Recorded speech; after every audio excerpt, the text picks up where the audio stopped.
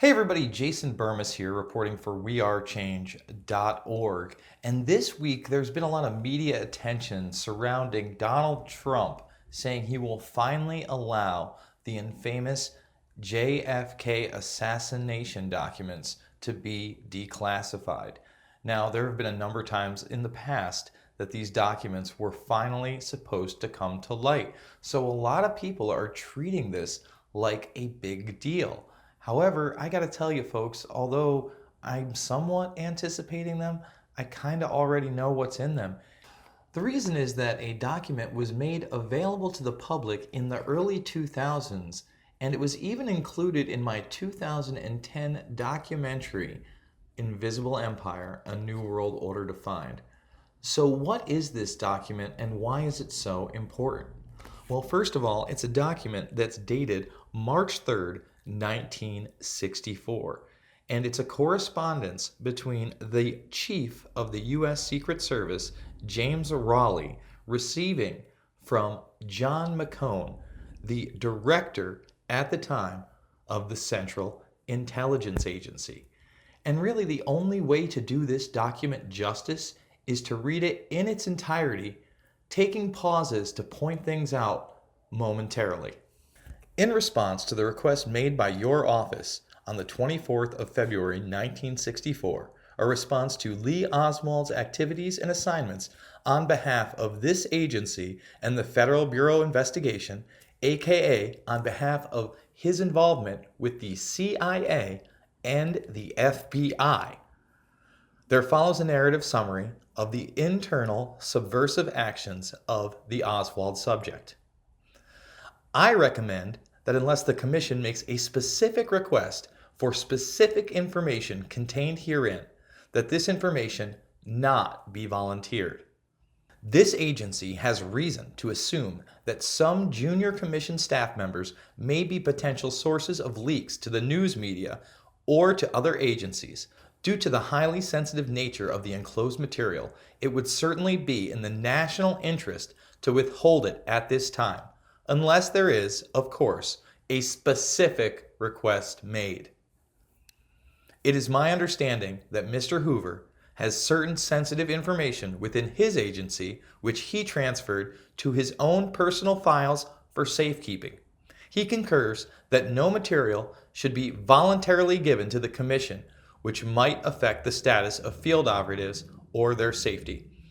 So basically right here, folks, they're saying they're not going to share this information with the Warren Commission. He is particularly concerned about the DeBruy Memorandum, which Central Intelligence has obtained and which, I understand, you have obtained. It is imperative that this information, at least for the time, remain under wraps. So what is the DeBruy Memorandum? Well, the fact is that no such memorandum has been declassified to the public. But let me give you a little background on who wrote this memorandum. Warren C. DeBruy was born December 26, 1920. He served in New Orleans and LA and in Mexico City from 1943 to 1944 as a special employee in the FBI's counterintelligence role, including matters related to clandestine German microdot communications. He was instrumental in Dallas during the Kennedy assassination investigation, where he also directed the overnight analysis, composition, and assembling of the first report consisting of 800 plus pages. So folks, if all the documents relating to JFK are actually declassified, we should see this 800-page report by Warren C. DeBruy. DeBruy has since passed away in 2013 at the age of 92 years old. Continuing with the document.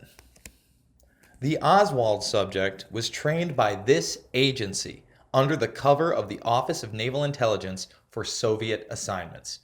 So right there, the director of the CIA is admitting that Oswald was trained by the CIA under the cover of ONI. During preliminary training in 1957, the subject was active in aerial reconnaissance of mainland China and maintained a security clearance up to the confidential level. His military records during this period are open to your agency, and I have directed them to be forwarded to the Commission. The subject received additional indoctrination at our own Camp Peary site from September 8th to October 17th, 1958, and participated in a few relatively minor assignments until arrangements were made for his entry into the Soviet Union in September of 1959.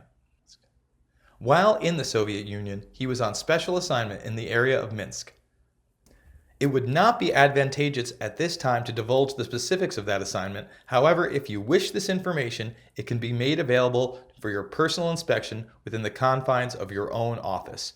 Or I can send it by courier on the condition that it not leave the custody of the courier. Now here comes a bombshell piece of this document.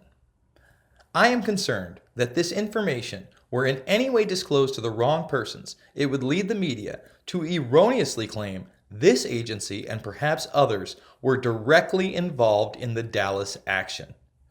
While the persons involved were in the employ of this agency, as well as the Federal Bureau of Investigation, it is virtually impossible for this or any agency to maintain full 24-hour-a-day responsibility over its operatives. So right there, McCone is admitting that the assassination indeed involved operatives within both the Federal Bureau of Investigations and the Central Intelligence Agency. It's right there in black and white, folks. At the time of the Dallas action, the Oswald subject was only seldom in our employ after the Soviet assignment. We found him to be unreliable and emotionally unstable. He was of little use to us after his marriage, and De Bruy, from what I understand, concurred in this. He was provided with a few unimportant infiltration assignments and proved of little or no value. It is possible that Oswald, given his instability, might have been involved in some operation involving Hoffa, as noted in Special Agent in Charge Bertram's report to your agency dated 1/3/64. Mr. Hoover advises that his agency is trying to determine whether Hoffa might have been involved laterally or vertically with the Dallas assassination. I have advised that I would be interested in seeing the results of that investigation. In Special Agent in Charge Bertram's 1/3/64 report are basically correct. His agency has advised Deputy Sweet against any further unauthorized statements to the news media which might adversely affect the investigation. Mr. Hoover advises he has no knowledge of how Deputy Sweet obtained his information, and there is no record of the agency distributing any such information to Sweat or any other member of the Dallas Sheriff's Office. It is regrettable that this information has come to the attention of the news media, but I am sure Mr. Hoover will be able to clarify the situation.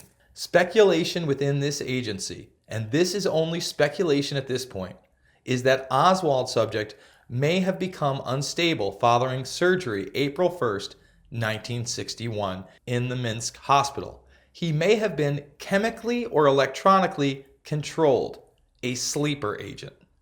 The subject spent 11 days hospitalized for a minor ailment, which should have required no more than 3 days hospitalization at most. 6 days after his release, he met Marina Pruskova.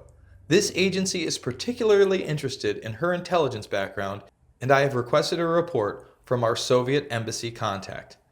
So here, McCone actually talks about Oswald possibly being under mind control, whether or not it's this rogue element in the FBI and the CIA that he says carried out the attack, or whether it's Russian agents is really unclear, but it's pretty stunning that this is in the actual documentation between the director of the CIA and the head of the Secret Service.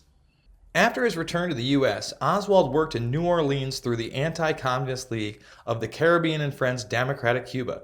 His case officer was Special Agent in Charge Guy Bannister from the Chicago F131 office. He was transferred from his assignments thereafter. He was arrested and fined stemming from an incident of his distribution of pamphlets for the Fair Play for Cuba Committee.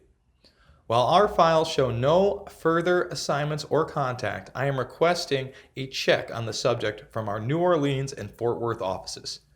Please direct any further communication on this matter to my personal attention so that your request will be expedited, or feel free to call me anytime. My office is always available to you. John McCone. So there you have it, folks. a bombshell document that shows Oswald was trained by the CIA, worked with the FBI, that he admits, the director of the CIA at the time admits that it was carried out by rogue elements of both agencies, and he even alludes to MK Ultra style attacks by Oswald as a possibility. So again, be on the lookout, and let's see if Thursday we get to see this 800-page memorandum by this special agent in charge in the beginning, DeBruy. As always, if you like this video, please share it on social media. Go to WeAreChange.org. Follow me on Twitter at Jason Bermas. And if you can, please make that donation, folks. It's only through your financial support that reports like this one are possible.